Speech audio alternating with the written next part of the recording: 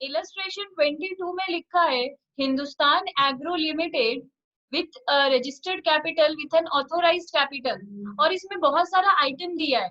तो पहले next page देख लो, इसमें दिया है prepare the companies balance sheet. तो हम लोग को जैसे ही पता चल गया बैलेंस शीट बनाना है, टॉप में लिखेंगे in the books of Hindustan agro limited. ठीक है, यहाँ लिखेंगे बैलेंस शीट एज एट 31 मार्च 2018। ठीक है, यहाँ पे पर्टिकुलर्स, फिर नोट नंबर, और फिर अमाउंट ब्रैकेट में रुपीस। ये हमारा फॉर्मेट है। इसमें आराम से पहले देखो, टॉप में ही शेयर कैपिटल लिखा है, तो हम लोग को शेयर कैपिटल तो लिखना ही है। लिखो capital Roman 1, equity and liabilities.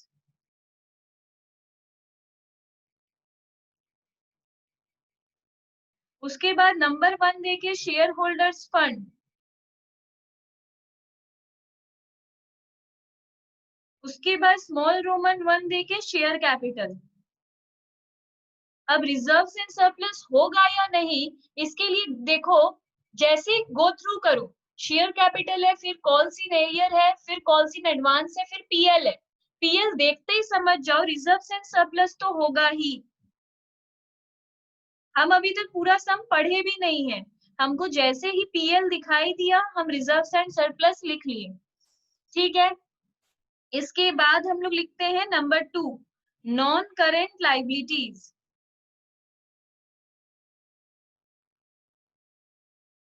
इसमें क्या क्या आता है हम लोग का? इसमें आता है लॉन्ग टर्म बोरोइंग्स। ये तो हमें लर्न है कि इसमें लॉन्ग टर्म बोरोइंग्स आता है। लॉन्ग टर्म बोरोइंग्स का मतलब क्या क्या होता है वो भी हम लोग को पता है। तो ढूंढो, देखो इसमें 12% डिबेंचर नजर आ रहा है। अगर 12% डिबेंचर नजर आ रहा है तो हम लोग का क्लियर है कि लॉन्ग टर्म बोरोइंग्स होगा।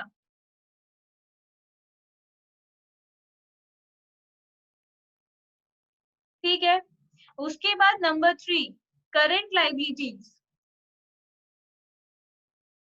करेंट लाइबिलिटीज, करंट लाइबिलिटीज के अंदर क्या क्या आता है हम लोग को लर्न है।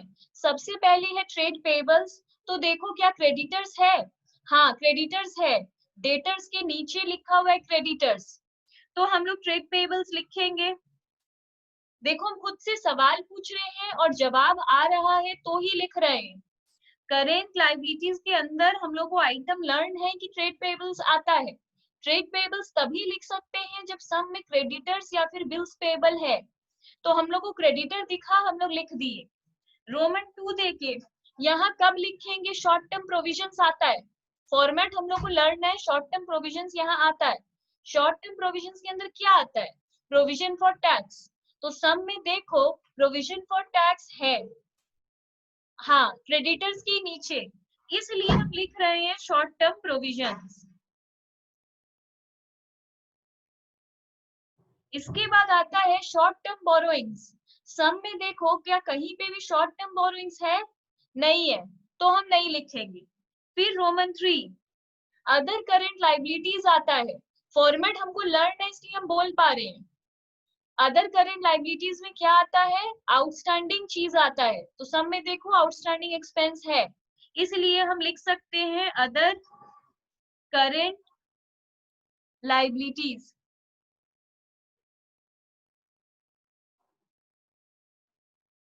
एसेट, एसेट तो हम लोग लिखते ही हैं। नंबर 1 देखिए लिखा जाता है नॉन करेंट एसेट्स। ये तो फॉर्मेट में ही है, लिखना ही है। रोमन 1 में आएगा फिक्स्ड एसेट्स। अब सब में देखो क्लियरली दिया हुआ है प्लांट एंड मशीनरी, ये सब मतलब टेंजिबल एसेट है, तो ए देकर लिखेंगे टेंजिबल एसेट। और गुडविल भी है, इसलिए लिखेंगे इनटेंजिबल एसेट।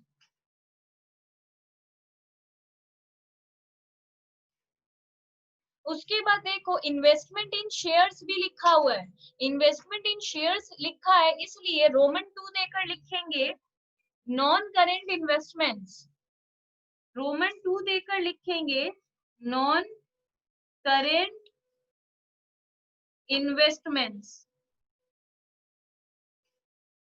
ठीक है, उसके बाद इसमें क्या आता है, इसके बाद इसमें करेंट एसेट आता है।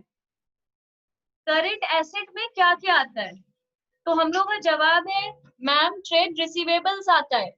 तो ढूंढो डेटर्स है, ट्रेड रिसीवेबल्स मतलब डेटर्स या बिल्स रिसीवेबल होना इसमें है, इसलिए हम लिखेंगे ट्रेड रिसीवेबल्स। और क्या आता है, यहाँ पे इन्वेंट्रीज भी आता है, तो सब में ढूंढो कहीं पे भी क्लोजिंग स्टॉक है, हाँ है, लास्ट से थर्ड आइटम, इसलिए हम लोग लिखेंगे इन्वेंट्रीज। और क्या आता है, cash and cash equivalent. Cash and cash equivalent कब आएगा, जब सब में कैश या बैंक ऐसा कुछ भी होगा, इसमें दोनों है, तो हम लिखेंगे कैश एंड कैश इक्विवेलेंट। उसके बाद प्रीपेड भी है, प्रीपेड होने की वजह से हम लिख सकते हैं अदर करेंट एसेट्स। फिर टोटल नंबरिंग मतलब नोट नंबर देंगे, नोट नंबर किस में दिया जाता है, पहला क्वेश्चन, तो आंसर है नोट नंबर उसमें देते हैं जिसमें हम लोग को कुछ दिखाना है। शेयर कैपिटल में तो डेफिनेटली कुछ दिखाना है, रिजर्व्स एंड सरप्लस में हम लोग को पीएल लिख कर दिखाना है, लॉन्ग टर्म बोरोइंग्स में हम लोग को डिबेंचर लिखना है, ट्रेड पेबल्स में हम लोग को क्रेडिटर्स लिखना है, शॉर्ट टर्म प्रोविजन में हम लोग को प्रोविजन फॉर टैक्स लिखना है, अदर करेंट लाइबिलिटीज में हम लोग को आउटस्टैंडिंग लिखना है। तो जिसमें कुछ लिखना चाहते हैं उसके लिए नोट बनता है। टेंजिबल में सारा एसेट को ऐड करना है तो ये दिखाना है, इनटेंजिबल में गुडविल दिखाना है, नॉन करेंट इन्वेस्टमेंट में इन्वेस्टमेंट इन शेयर्स लिखकर दिखाना है, ट्रेड रिसीवेबल्स में डेटर्स लिखना है, इन्वेंट्रीज में क्लोजिंग स्टॉक लिखना है, कैश इन कैश इक्विवेलेंट में कैश इन हैंड लिखना है, अदर करंट एसेट्स में हम लोग को प्रीपेड लिखना है। तो जिसमें कुछ लिखना चाहते हैं उसके लिए नोट बनता है, जिसका क्लियरली अमाउंट दे दिया होता ट्रेड रिसीवेबल्स बोल के तो उसका हम लोग नोट नहीं बनाते। तो अभी हम लोग को 13 नोट बनाना है, तो हेडिंग देंगे नोट्स टू अकाउंट्स।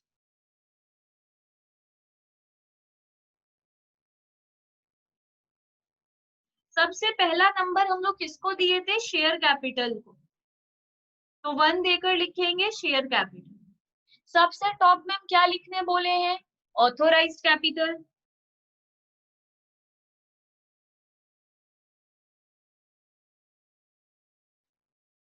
सम में देखो, इस सम में ऑथोराइज्ड कैपिटल दिया हुआ है, पहला लाइन देखो, authorised capital of 8 lakh shares of 10 each, तो 8 लाख इक्विटी शेयर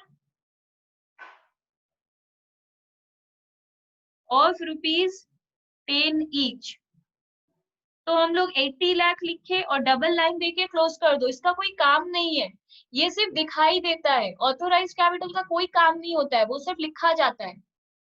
इसके बाद हम लोग लिखते हैं issued comma subscribe and paid up capital. ऊपर देखो सेकेंड लाइन में लिखा हुआ है 6 lakh equity 6 lakh shares were issued to the public of which 5 lakh shares were taken up. हम लोग इशू किए हैं 6 लाख शेयर, पर पब्लिक ने खरीदा है सिर्फ 5 लाख शेयर, तो यहाँ पे इशूड कैपिटल लिखकर हम लोग को लिखना था, क्योंकि यहाँ पे इशूड और सब्सक्राइब भी अलग अलग है, तो सिर्फ लिखेंगे इशूड कैपिटल। हम लोगों ने इशू कितना किया है, 6 lakh equity share of ₹10 each, ये भी 60 लाख, इसका भी कोई काम नहीं है, काम है पब्लिक ने कितना खरीदा है, तो उसको हम लोग लिखते हैं subscribe and paid up capital. Subscribe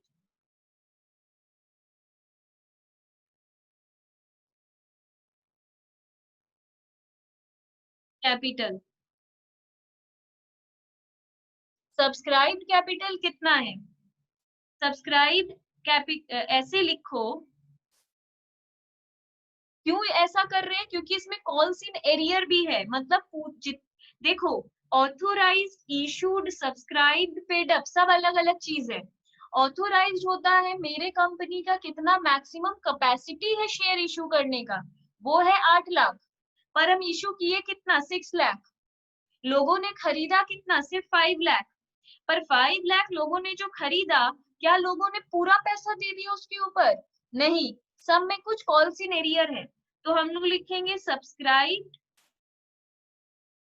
but not fully paid up. Subscribe तो किया लोगों ने, बट पूरा पैसा नहीं दिया।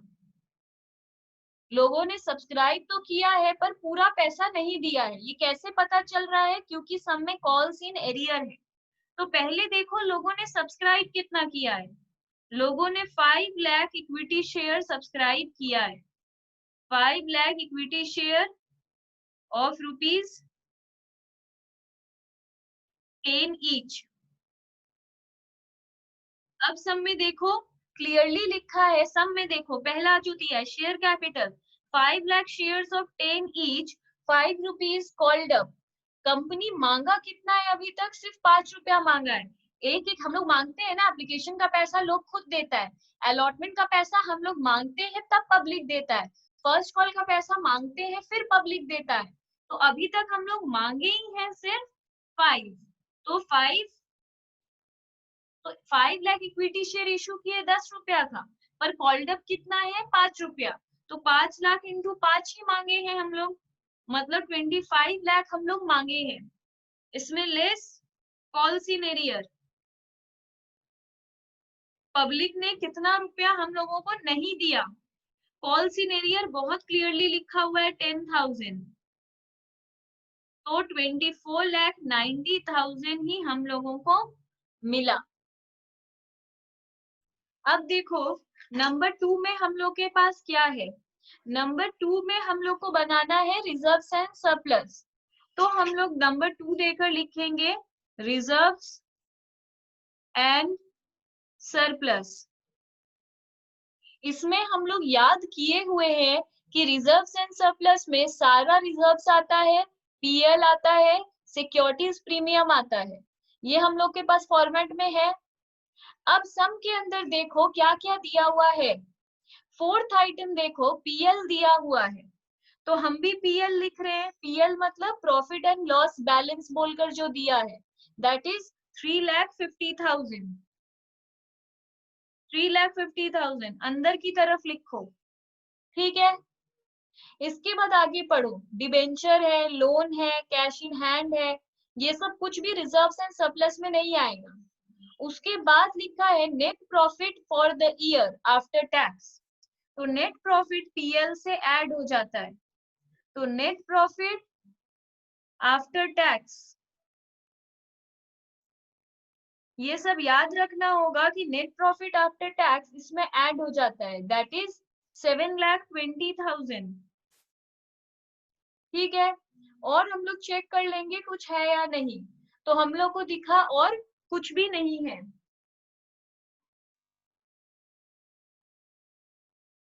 अब देखो आराम से सम में क्या दिया है। नेक्स्ट पेज में देखो दिया है ट्रांसफर टू जनरल रिजर्व।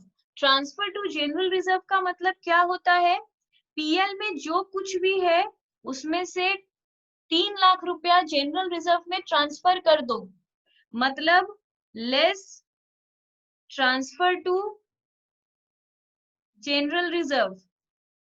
मतलब क्या है? अगर बहुत अच्छे से समझाएं तो देखो पीएल एक बॉक्स है और जनरल रिजर्व भी एक बॉक्स है। बोल रहा है इस बॉक्स का पैसा उस बॉक्स में डाल दो। तो पीएल का पैसा निकाल के हम लोग पीएल से तो पैसा निकाल लिए, और किस में डाल देंगे, जनरल रिजर्व में, ठीक है। उसके बाद बी में दिया है, नेक्स्ट पेज हम लोग सॉल्व कर रहे हैं। बी में दिया है directors proposed dividend of 10% on share capital.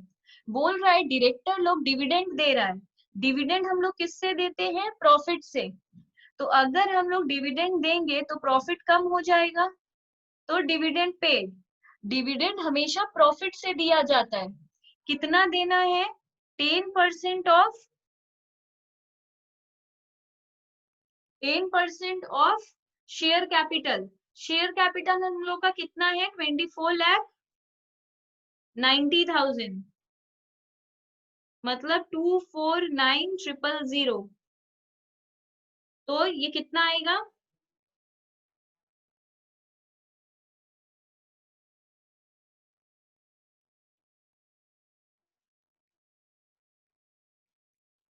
521,000।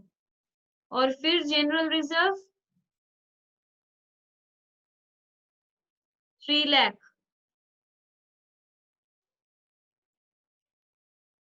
और इसमें हम लोग का क्या है, सम में प्रीलिमिनरी एक्सपेंस भी दिया हुआ है। तुम लोग इतना सम में ढूंढो मत, दिया हुआ है, ये हम बता दे रहे हैं। तो सम में प्रीलिमिनरी एक्सपेंस भी दिया हुआ है। प्रीलिमिनरी एक्सपेंस हम लोग किससे देते हैं, प्रीलिमिनरी एक्सपेंस को हम लोग जनरल रिजर्व से लेस कर देते हैं।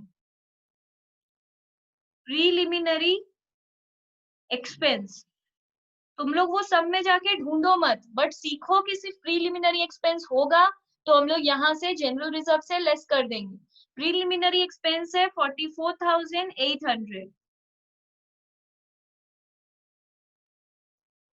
That is 255,200।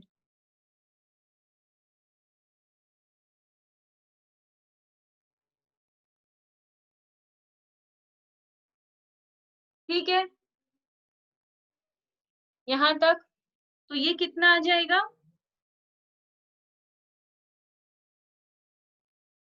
776,200।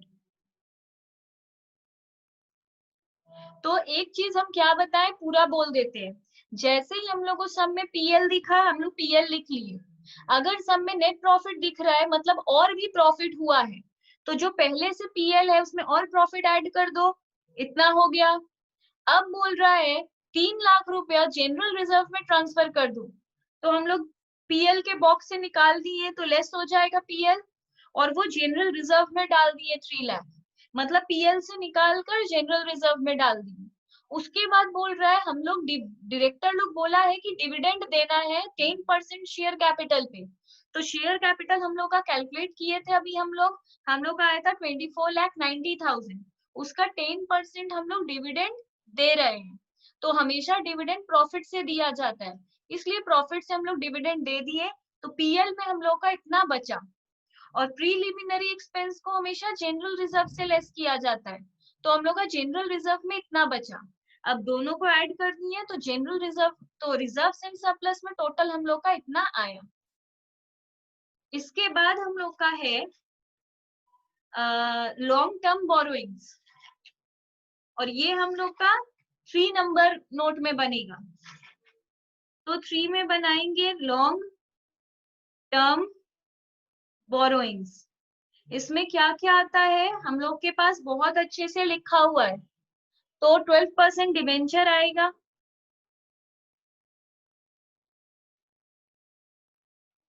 फिर और क्या आएगा बोलो,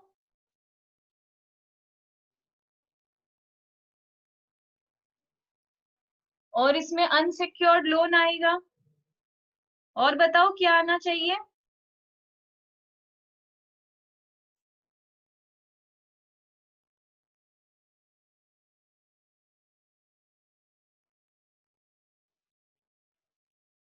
बस इसमें इतना ही चीज है। तो 6,50,000 हम लोग का लॉन्ग टर्म बोरोइंग्स में आना चाहिए। 4 नंबर में वो सब हम लोग सब बैलेंस शीट में जाकर बैठा देंगे। तो 1 नंबर में हम लोग का कितना आया था, 1 में आया था 24,90,000। तो इसको शेयर कैपिटल में यहाँ के बैठा दो, 24,90,000। फिर रिजर्व एंड सरप्लस में हम लोगों का कितना आया, 7,62,000। तो 7,762,100। उसके बाद 3 नंबर में हम लोगों का कितना आया? 6,50,000। तो 6,50,000 यहाँ लिख दिए। उसके बाद बोला है ट्रेड पेबल्स, उसमें है 1,894,000। उसके बाद है short term provision, short term provision में है 3,24,000। अब आता है अदर करेंट लाइबिलिटीज, इसमें था 81,000।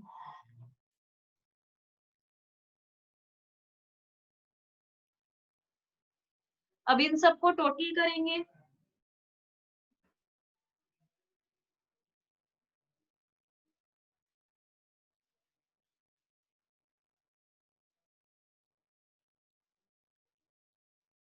तो हम लोग का आ जाएगा 4,510,600।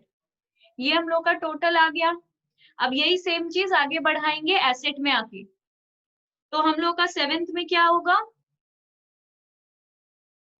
सेवेंथ में क्या होगा? Tangible asset. हाँ, नॉन तो सबसे पहले हम लोग का होगा 7 में टेंजिबल एसेट। और तुम लोग थोड़ा जल्दी जल्दी पार्टिसिपेट करो। टेंजिबल एसेट्स में क्या क्या आएगा? Free hold, free hold premises और प्लांट एंड मशीनरी,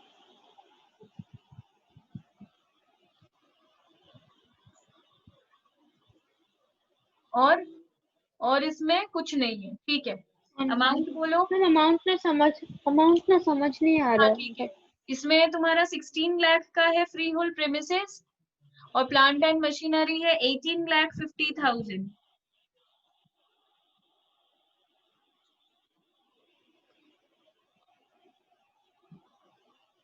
34,50,000। उसके बाद 8 में क्या होगा? Intangible asset, intangible asset.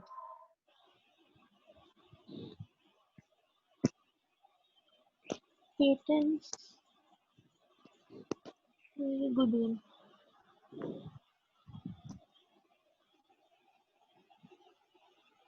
Patents है हम लोग का 10,000। गुडविल है हम लोग का 2 लाख। तो टोटल है 2,10,000। इस तरह हम लोग का इंटेंजिबल भी हो गया। 9 में क्या है? नॉन करेंट इन्वेस्टमेंट, 9 में है, इसके अंदर क्या आएगा? इन्वेस्टमेंट इन शेयर्स,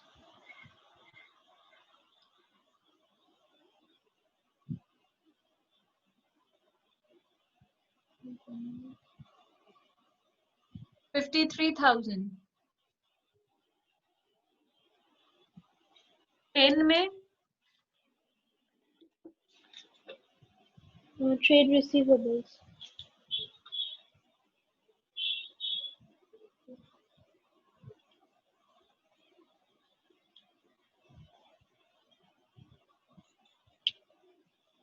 बोलो इसमें।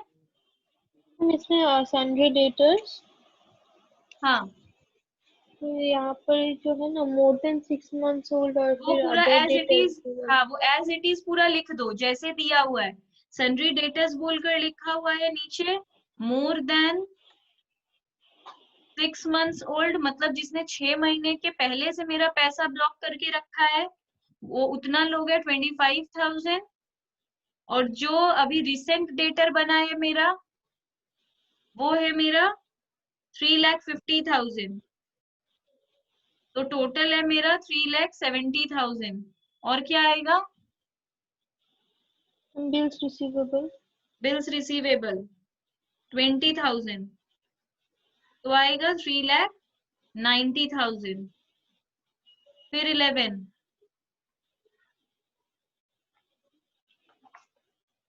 इन्वेंटरीज, हाँ इन्वेंट्रीज,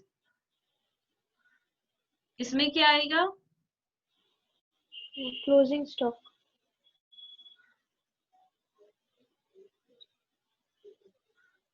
364। 3,64,000। हाँ, उसके बाद क्या आएगा? कैश एंड कैश इक्विटेबल्स, हाँ इक्विवेलेंस। हाँ,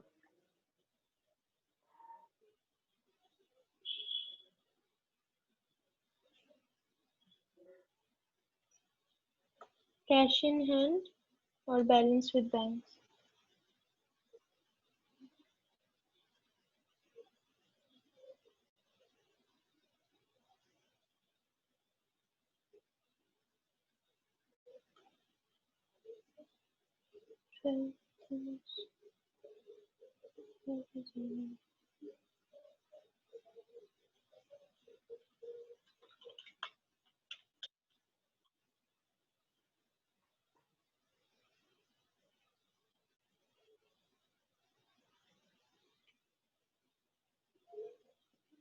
थर्टीन।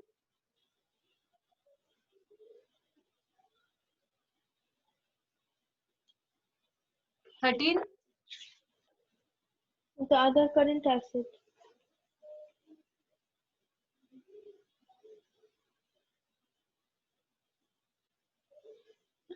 उसमें आउटस्टैंडिंग एक्सपेंसेस आएगा। नहीं, outstanding expense other current liabilities में आता है। Prepaid expense. अच्छा सर, हाँ, प्रीपेड।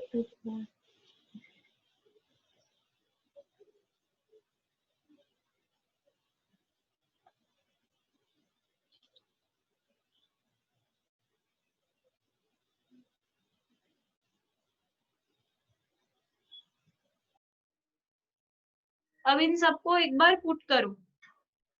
टेंजिबल एसेट में हम लोग का कितना आया था? 34,50,000। तो बैलेंस शीट में जाकर यहाँ लिखेंगे 34,50,000। उसके बाद इनटेंजिबल में, हम लोग का था 2,10,000। तो यहाँ लिखना पड़ेगा 2,10,000। उसके बाद है non current investment. Non current investment में हम लोग का है 53,000। ट्रेड रिसीवेबल्स में है 3,90,000। इन्वेंट्रीज में है 3,64,100। कैश एंड कैश इक्विवेलेंट में है 33,500। अदर करंट एसेट में है 66,000। अब इसको एक बार टोटल करो।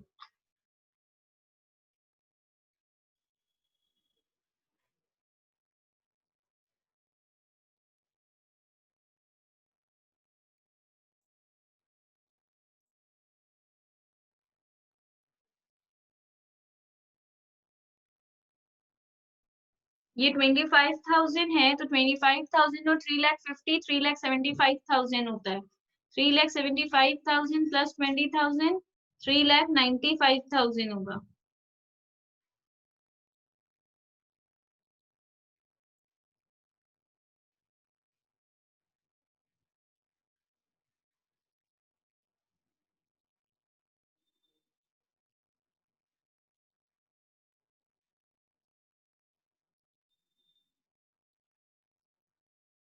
हाँ, प्रीपेड एक्सपेंस भी 5,000 है। गलती से हम आउटस्टैंडिंग का अमाउंट लिख दिए थे, तो यहाँ पे प्रीपेड में इसे 5,000 कर दो। ठीक है, तो इस तरह हम लोग का ये टैली हो गया।